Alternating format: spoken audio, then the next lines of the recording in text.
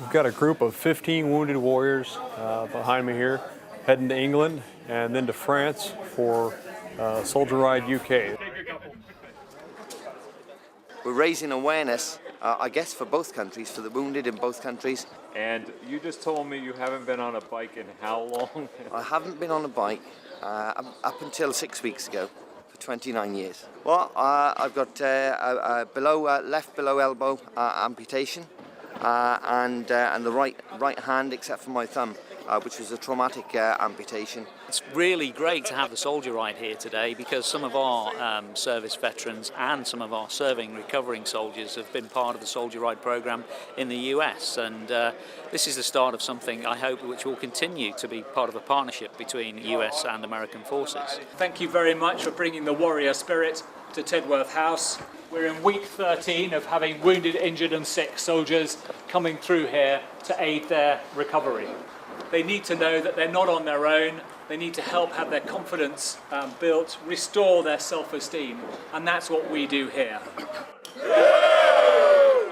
Have you ridden one of these before? I did the Miami Key West, I think it was in January.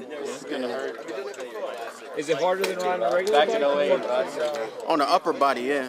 May I thank you for just inspiring us who work here to make sure we do a little bit more for all the guys who need it. Great to see you. Good luck.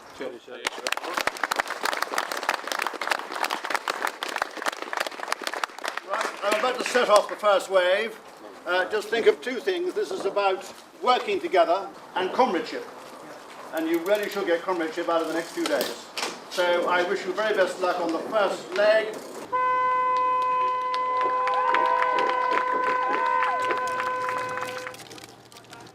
It's my fifth soldier ride. I was riding in a soldier ride before I could even walk, so that was pretty incredible. You know, they got me out there back doing activities that I did before, and I wasn't for sure if I could or how I could do these activities. So they got me out there early on, riding bikes. I was doing a hand cycle the first one, and then by the third one, I was on an upright bike.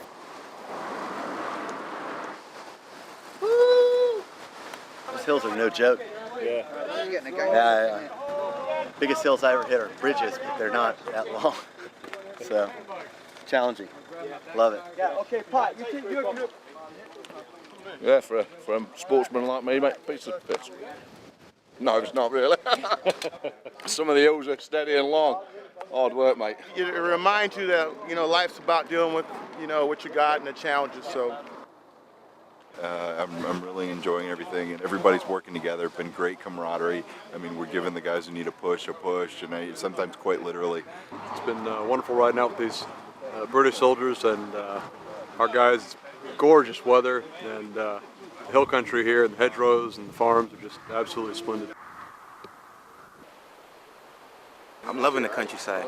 I'm a city boy, so it's a big change for me. I'm liking it. My name is Jerry Majetic. My youngest is in Navy ROTC in Florida, Nice High School, and she absolutely loves it. She's on the drill team. This is my first trip to Europe. I wanted to see it all for a very long time. Doing great? Great. I gotta, slow down a little bit because my big American muscle's been breaking chains and stuff, so just gotta ease off just a little bit. This invention called bicycle gears, I'm just figuring it out right now.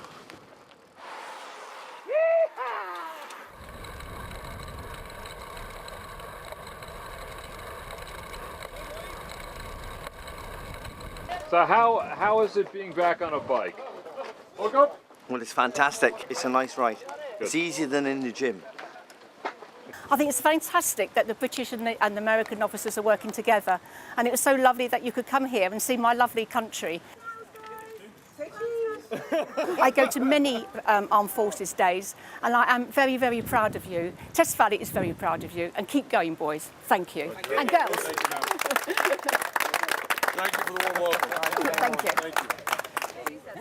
This is a fantastic opportunity for everybody. And there's a lot of history, there'll be a lot of thought processes going on today. People will be thinking about guys landing on the beaches in World War II. We've all seen the films, we've seen footage, we've seen the more graphic films in more modern times, and we have an idea of what it was like. Some of the lads' grandfathers came here. So there's a lot of history, and that enabled all us to have our freedoms in modern years. And I think the guys will They do appreciate it, but then to see the headstones, the graves of all those who did that for us, will be quite moving.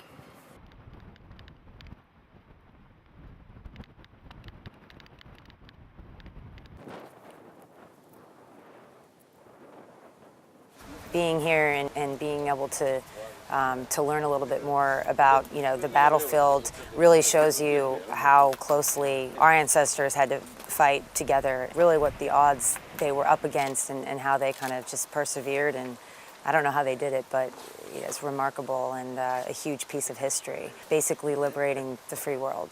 We're here today at the American Cemetery at Omaha Beach because Chris Carney in June 6th of 2010 decided to come over here and run 44 miles along with some British soldiers to benefit BLESMA, a British organization that helps wounded soldiers. So the idea was to come over to Britain, hang out with some of the soldiers that suffered alongside our soldiers, bring 15 Americans to join with 15 Brits, and bike some great routes and see some great sights in Britain, and then come over here to Normandy to be at the places where so many Americans and Brits died alongside each other fighting for freedom back on June 6, 1944.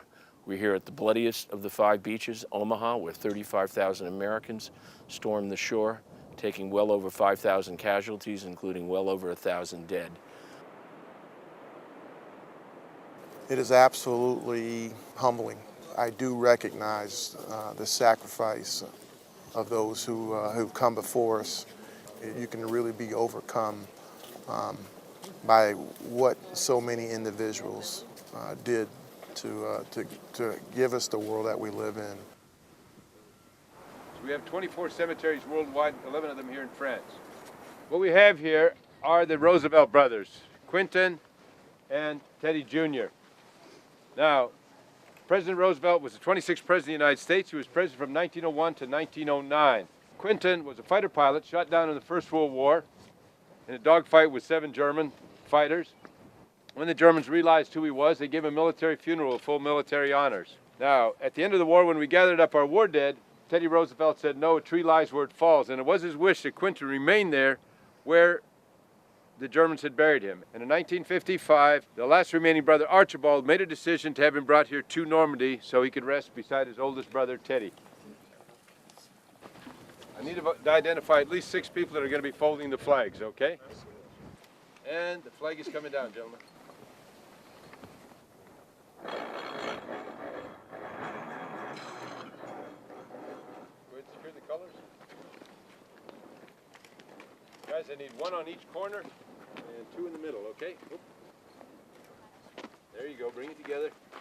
Now keep the blue side down and fold it in half lengthwise again. There you go. Either end.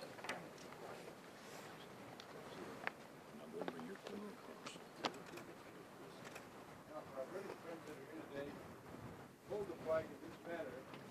The triangles, we fold it 13 times. 13, of course, representing the...